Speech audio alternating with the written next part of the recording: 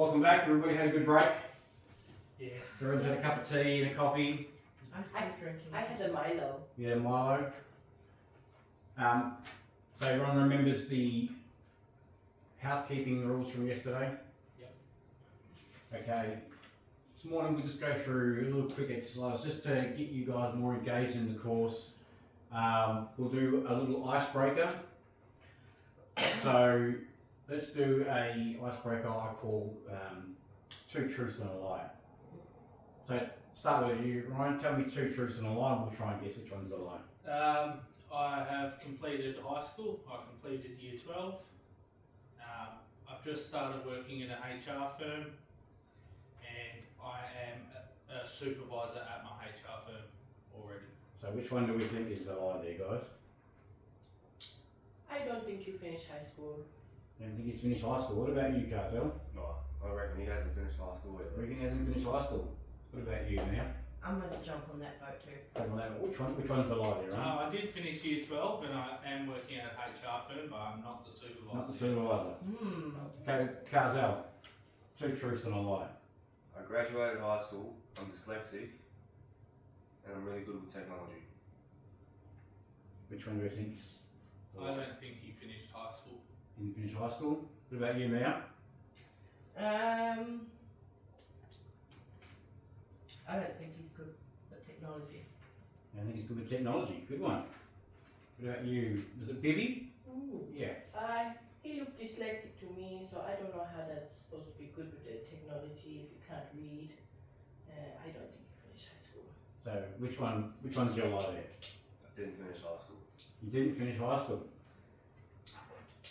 Mia, 2 truths and a lie. So I have a cert in business and admin. I finished high school and I was in retail for 10 years. So which one's the lie there, Ryan? I don't think she has the Cert 2 after Cert working in 2. retail for 10 What about you, Carzel? If you're in retail for 10 years, you have to have your cert, so it has to be the other one. I concur You concur with what? with what he said. What did he say? Well, the business cert, if you're in retail, you go to have it. So I think it's the one the middle one that you say. Can you speak up a little bit there, please? What was your 2 truths and your lie? Which one was the lie there, Mia? Pardon? Which one was the lie? I didn't finish high school. Didn't finish high school. Okay, and Bibi, 2 truths and a lie. I like to party. My English not that well, and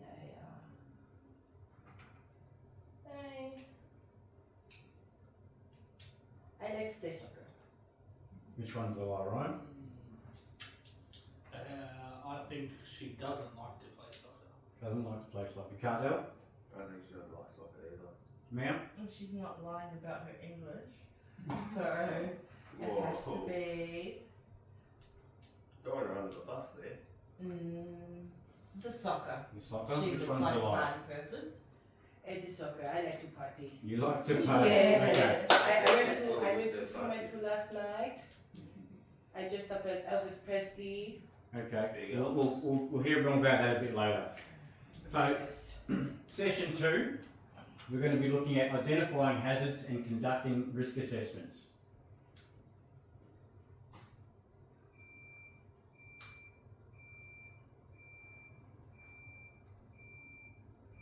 So, risk management. All workers must follow a process to identify hazards and remove associated risks. So, what is a hazard? A hazard is anything that could cause harm to people or property.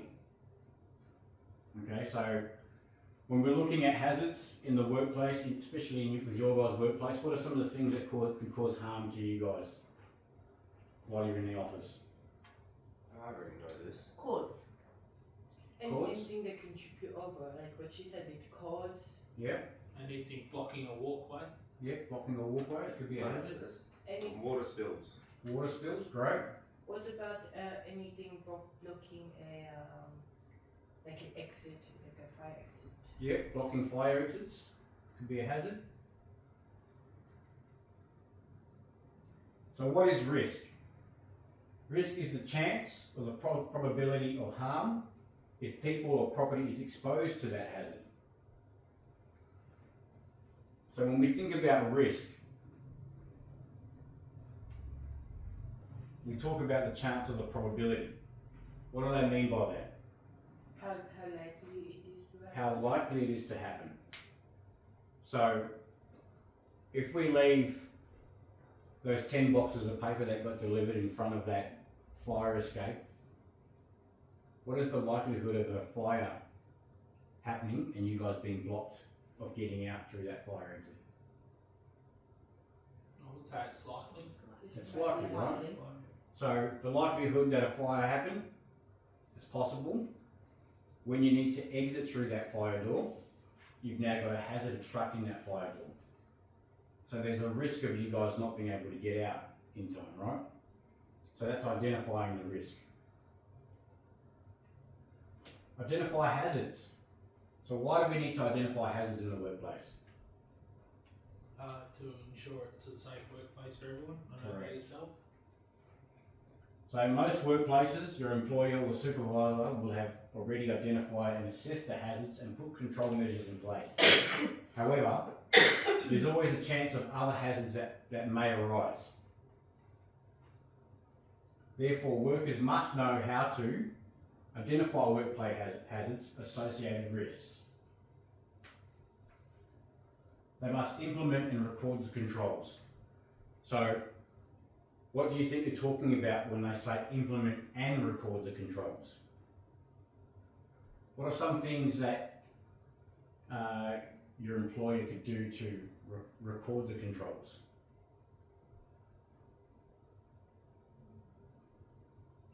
Have it put into like some document or note it. Yeah, documentation. So you guys would have safe work instructions. You guys would have policies. You would have procedures of how you do things. So that's recording those controls. When we talk about implementation, it's about how they've rectified that hazard. So what have they done to take that hazard either out of the workplace or control that hazard? Report health and safety concerns.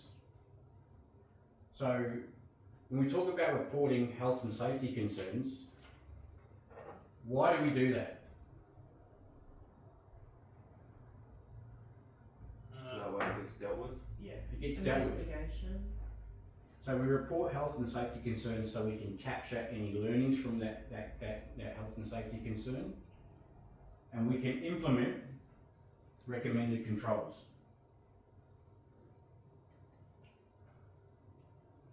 Examples of some common hazards. So you've got manual handling tasks. So those 10 boxes of paper that got delivered, are we going to try and pick up 5 boxes at a time? No. Why wouldn't we do that? Because it can be too strenuous on your back. So we've got things like back injuries. You've got electricity, especially in the office. Your computers are all powered by electricity. That can be a hazard, power cords. We've got gravity, so falling objects. You guys have got shelves in the office. If we're storing heavy objects up high, and you guys are trying to get those objects off the shelf, that could be a falling object, falling from heights. Machinery and equipment, so things like your computer, your printer, lights.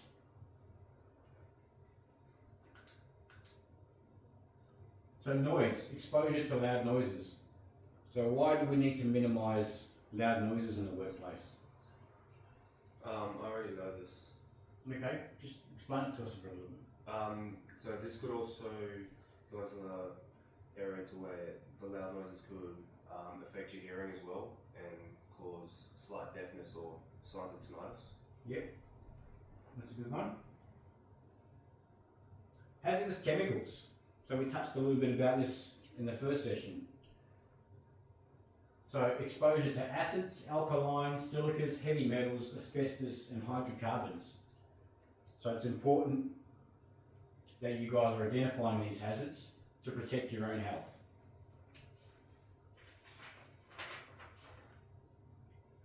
We've also got extreme temperatures.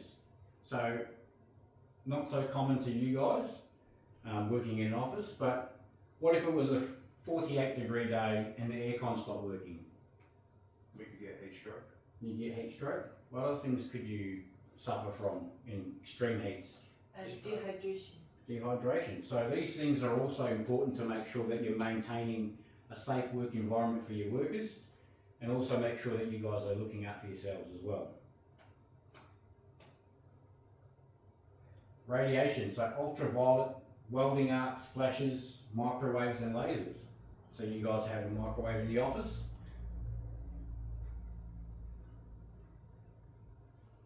So biological, microorganisms. So when we talk about biological, what are some of the things that could affect you guys working in an office in close proximity to other workers? COVID. Sickness, good one. So we've got germs, we've got people coming into work with the flu. Not everybody stays home when they're sick. So we go back to that when we talk about making sure you're looking out for the health and safety of yourself and of others. We also think about things like that. So if you knew that you were gravely ill with COVID or the flu, or you had chicken pox, things that are highly contagious, you need to make sure that you're taking care of the health and safety of yourself and of others. And if that means you guys may need to stay home, it's a simple phone call to your supervisors to say that you're unwell. Psychological hazards, excessive time, pressure, bullying, violence, poor support and workplace relationships. So in your own work environment, think about some of those things we've listed there. What are some of the things that could affect you guys in your work environment in the office here? Bullying. Bullying. So when we talk about bullying, does it just come in one shape or form? No, there's prejudice and there's sexual harassment. Yep, very good. Racism. Racism, very good. I feel like sometimes in my role there could be excessive time pressure. Time pressures. Getting documents out or something that's happened in the workplace. Yep, very good. So we're going to do a little exercise as a group here. So how many hazards can you identify in this office? Have a look at that screen. We'll say them out loud and then we'll see what you guys have come up with. She's watering the plant too close to her computer. So watering the plant, yep, that's a good one. Is that lady putting a screwdriver in that outlet? Good pickup. She's putting a screwdriver in the power socket over there. All the cords. All the cords, yes. Is here putting a knife in the toaster? Knife in the toaster. I've counted 9 in total so far. 9. We also Yes. have that lady with a coffee sitting on top of her computer. Yep. Could Rock spill. me. That person's about to walk over the cords. So we've got the knife in the toaster. We've got the lady filling up the jug there, still plugged into the kettle. We've also got the cord for the microwave hanging out over the cupboard there. We've got the cords on the ground, which that worker there carrying the tray could trip over. She's not even looking where she's going either. That's a good pickup. We've got the worker there trying to fix the power socket. We've got the lady watering the plant on her desk and there's water all over the desk. And good pickup. We've got the coffee cup sitting on top of the computer there. That's 7. He said he got 9. I do have 9. The lady is not looking where she is walking. Yep. I'd like that to be number 8. That's a good pickup. And I also have that desk chair behind that lady is also not pushed in fully. This one here. No, the one on the other side where she's filling the kettle. Yep. Alright, so when we look at hazards in the office or hazards in the workplace, we've identified the most common ones. But if you see a hazard in the workplace, it's your responsibility to make sure that you rectify that hazard and you notify someone immediately. If you can't rectify that hazard, you notify someone immediately. So assess the risks of hazards. So all identified hazards must be controlled to remove or reduce the risk of harm. To control the hazard, you need to assess the likelihood of the consequence of that hazard and determine and implement the most effective control measures. So to assess a hazard, you need to work out the risk of the hazard. This is determined by asking yourself the following questions. How likely is it to cause harm? And how serious would that harm be? So the combination of the likelihood and the consequence provides an overall risk category that is assigned. To determine the overall risk category, you need to use a risk matrix tool. We'll go into that in a bit more detail in a couple more slides. So to use the tool used in your workplace should be part of a risk management procedure and the hazard assessment forms. So this is a risk matrix here. So I'll just hand out some of these risk matrix that we've got. Here's one for you, Ryan. One for you, Carzel. Thank you. Yeah. And Billy. So when we look at the risk matrix, so we're looking at the consequence, which is identified at the top bar in the blue marker here. We're looking at the likelihood. So as you can see there, we're in the major category and the likelihood at least one per month. So as you come across to the major and list that as an extreme level of risk. Does everyone understand that? Could you please explain what could be an extreme consequence? So if we go back to that identifying the hazards on that last slide, the lady that was sticking a screwdriver into the power socket.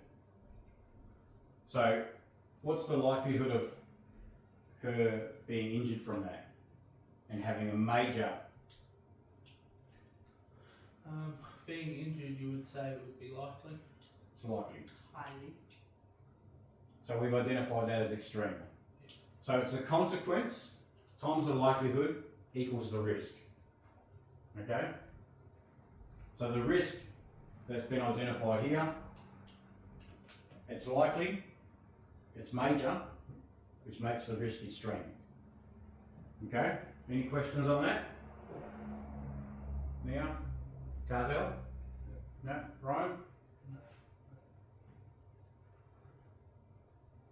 So examples of common hazards and potential risks. So manual handling tasks, you've got musculoskeletal disorders such as damage to joints and ligaments and muscles. Electricity, you've got shocks, burns and damage to organs and nerves leading to permanent injuries or death. Gravity could be fractures, bruises, lacerations, dislocations, concussion or permanent injuries or death. Machinery and equipment, fractures, bruises, lacerations, dislocations, permanent injuries or death. Noise, as Carzel alluded to, permanent hearing damage or loss.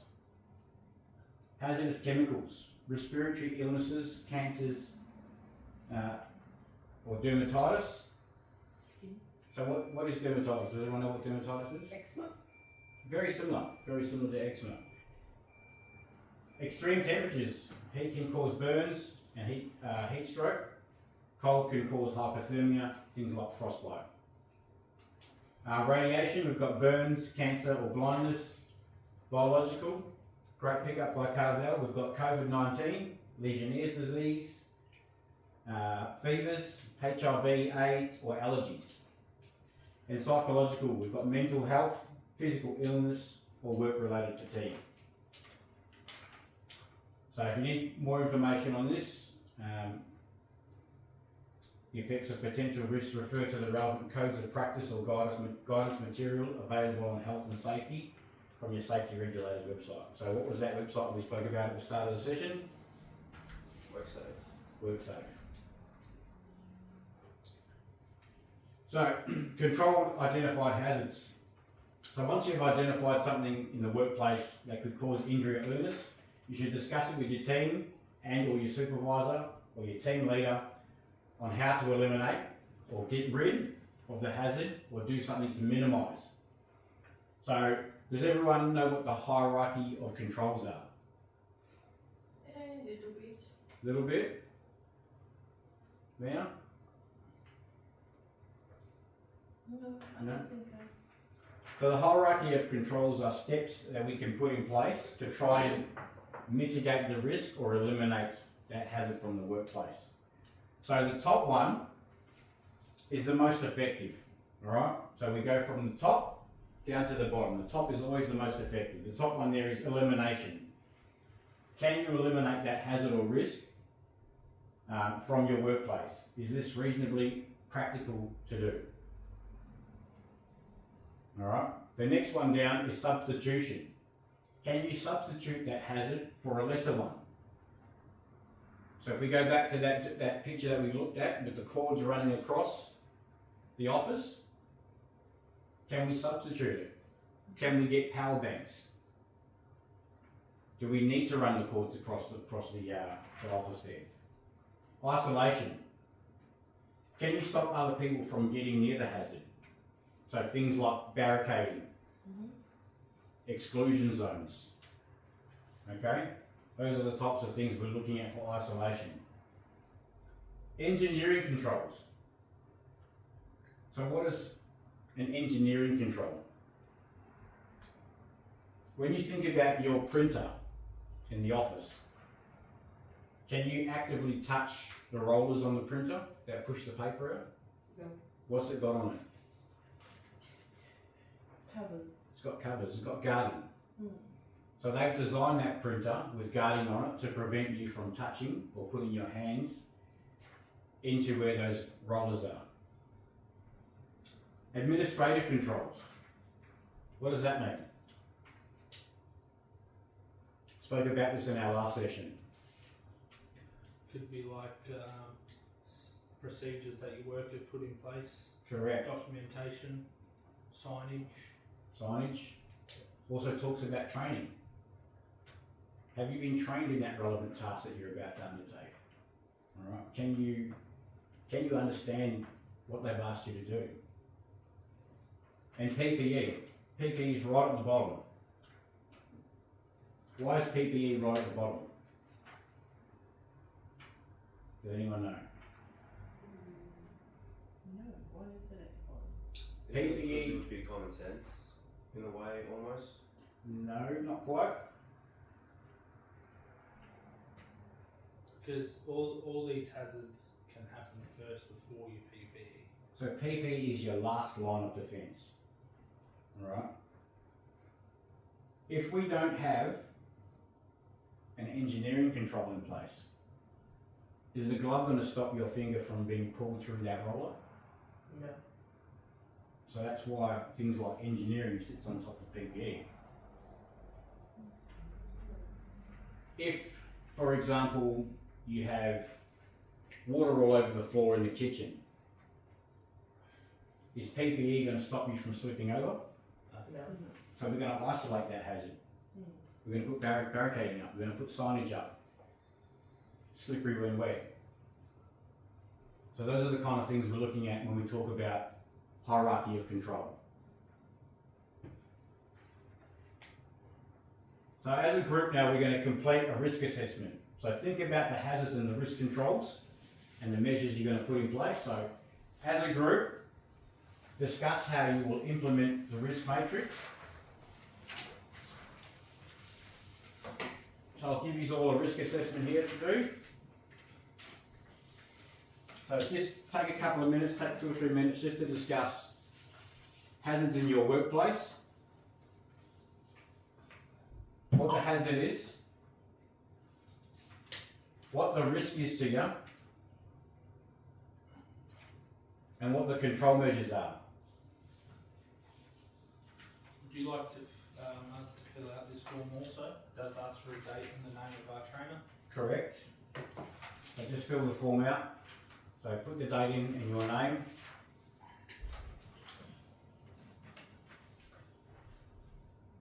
What's the date? 30th of March.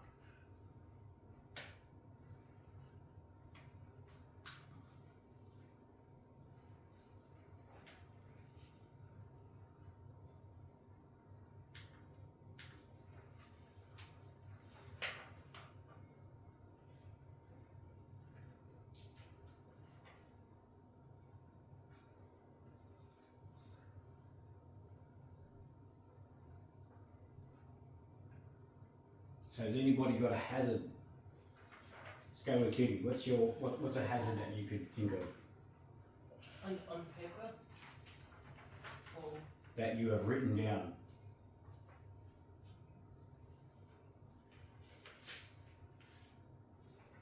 So if you're looking, that's your hazards there in that section. There's your risk. That's your control measure side. And that's how you're going to monitor it, and these is where you put your risk ratings in. Okay, so according to your sheet that I've just given you, we look at that risk matrix. Have you got one there, Mia? Yeah. Yep. Poor housekeeping. Poor housekeeping. Yeah. Yep. So what is the risk involved with poor housekeeping?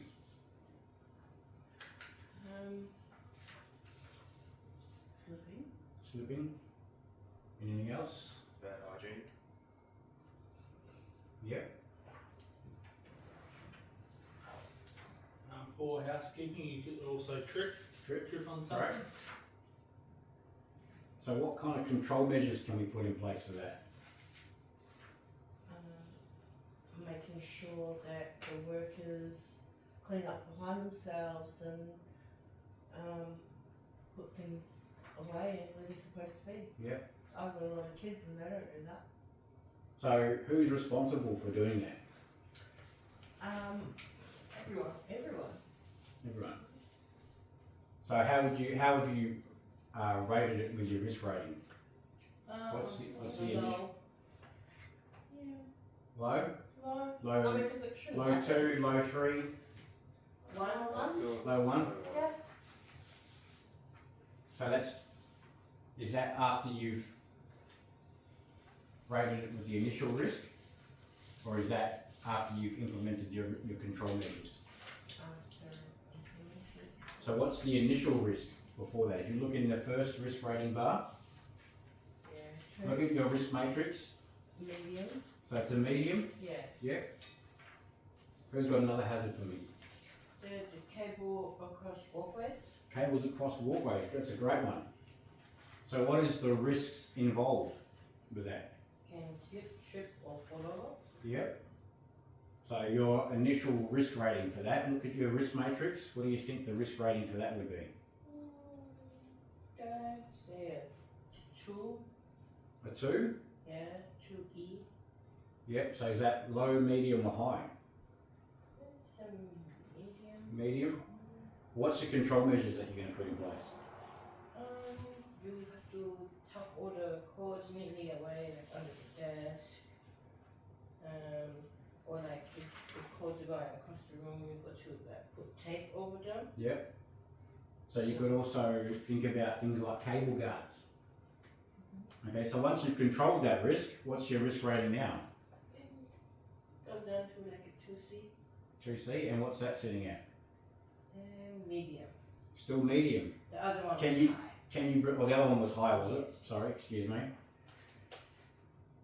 And then, who's responsible for making sure that these hazards are controlled? Like a supervisor or your boss. Yep, great. Got a risk there, Ron? Yeah, I did write one down. I wrote broken door handle to the lunchroom. Yep. Yep. So what's your risk rating? With my risk rating, it could be medium. too. Medium? Yep. You could get cuts. Someone could get a cut Yep. on them. Let's say, there might be a fire or something and you need to get out that door and it's got a broken door handle. Yep. Yep. So what kind of controls could you put in place? I would report it to my supervisor. Yep. And make sure that the door handle is fixed. Yep. So once the door handle's fixed, what are we looking to bring that risk rating down to? The risk rating would be low. It should come down to a low. Yeah. And Carzell, you got a hazard there for me? Yeah, I've got screen glare on computer screens. Screen glare on computer screen, that's a good one. So what's the risks involved with that? Workers could potentially get headaches, eye strains, and inability to work on computers. Yep. And what's your risk rating initially? I'm going with 2D, so it'd be medium. Medium. And your control measures that you're going to put in place? I'd have window shades or blinds to reduce the glare that's coming off of the sun onto the computers. And then once you've implemented those controls, your risk rating? It'd be down to a low, so it'd be 1B.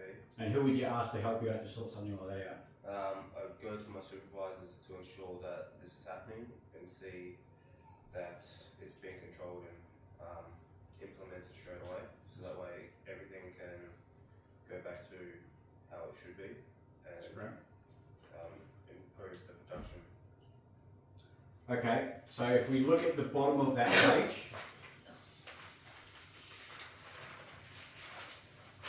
what's one of the most important things after you've written that risk assessment? What do you think you need to do after you've written that risk assessment? Sign it off. So you need to sign it off. No, you have it signed off by your supervisor or manager.